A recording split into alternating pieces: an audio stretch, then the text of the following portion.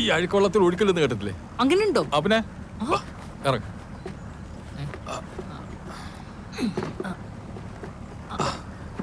എന്താ അല്ല അവിടെ വരെ ലിഫ്റ്റ് എനിക്ക് ലിഫ്റ്റ് വന്നാലെന്താ? തോർത്തെടുത്ത് ഇറങ്ങിയാ മതിയായിരുന്നു. ഇവിടെ മനുഷ്യൻ നിക്കറിടാത്തതിന്റെ ടെൻഷനിലേക്കാ. അപ്പോഴാണ് അവന്റെ തോർത്ത്. നിന്റെ പെണ്ണ് കാണാൻ നടുകായൽ വെച്ചാണെങ്കിൽ നിന്റെ ഫസ്റ്റ് നൈറ്റ് നടക്കടൽ വെച്ച് ആവോടെ. അണ്ണ ഇതിനാണ് ഡെസ്റ്റിനേഷൻ പെണ്ണ് കാണൽ എന്ന് പറയുന്നത്. എന്തോ ഡെസ്റ്റിനേഷൻ പെണ്ണ് കാണൽ? അതെങ്ങനെയാണ്? തന്തവൈ പിള്ളേരൊക്കെ പിടിച്ച് വെള്ളത്തിലിറക്കി എന്നെ പറഞ്ഞാ മതിയല്ലോ.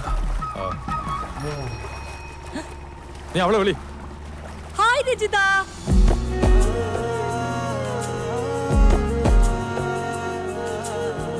രജിത അതാണോ? കൊള്ളാലേ.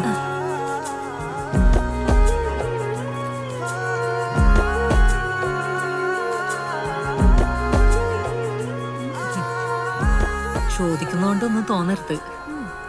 എന്താണ് ഈ വെള്ളത്തിൽ വെച്ചൊരു പെണ്ണാണൽ? ഈ ചായ കൊണ്ടുവരുന്നൊക്കെ ഭയങ്കര ക്ലീശയല്ലേ?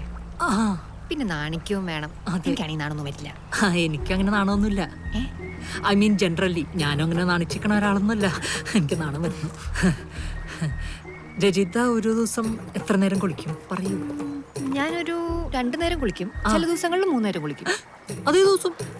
അല്ല, ഈ മരണത്തിനൊക്കെ പോയി കുളിക്കേണ്ട അമ്മ വീട്ടിൽ കയറ്റില്ല. അത് നല്ലതാ, അത് നല്ലതാ.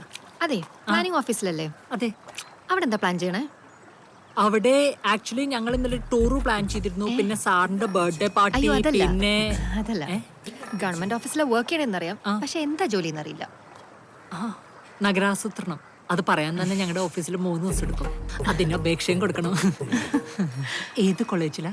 ഞാൻ എയറോ ഏവിയേഷൻ മാവേലിക്കര. ഓ, അത് തുടങ്ങിയിട്ട് എത്ര വർഷമായി കാണും? അതൊരു 10-30 വർഷമായി കാണും. ഓ, 30 വർഷം. അതെ. എന്നെ ഇഷ്ടായോ? എന്താ ഇഷ്ടപ്പെട്ടില്ലേ? അല്ല, പിന്നെ ഒരു മീൻ കുത്തിയിട്ട് പോയി കള്ളൻ വിത്തൗട്ട് മൈ പെർമിഷൻ. എനിക്കിഷ്ടമായി. എന്നെ ഇഷ്ടമായി. അതെനിക്കൊന്ന് ആലോചിക്കണം.